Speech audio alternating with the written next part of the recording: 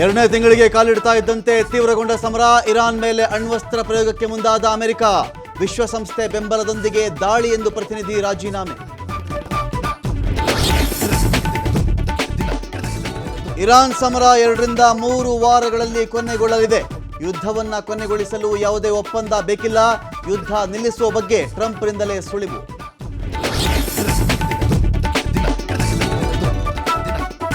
Spain ಬಳಿಕ ಯುದ್ಧ ಖಂಡಿಸಿದ Italy. Red line ದಾಟಿದೆ ಎಂದ ಜಾರ್ಜಿಯಾ ಮೆಲೋನಿ. ಯುದ್ಧದಲ್ಲಿ ಅಮಾಯಕ ಹೆಣ್ಣು ಮಕ್ಕಳ ಹತ್ಯೆಗೂ ಆಕ್ರೋಶ.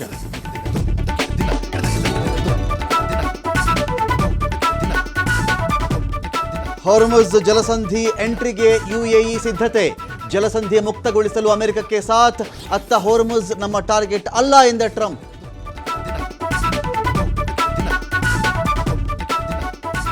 ಗ್ಯಾಸ್ ಕೊರತೆ ಮಧ್ಯೆ ವಾಣಿಜ್ಯ ಸಿಲಿಂಡರ್ ದುಬಾರಿ. 19 ಕೆಜಿ ಸಿಲಿಂಡರ್ ಬೆಲೆ ₹195 ಏರಿಕೆ.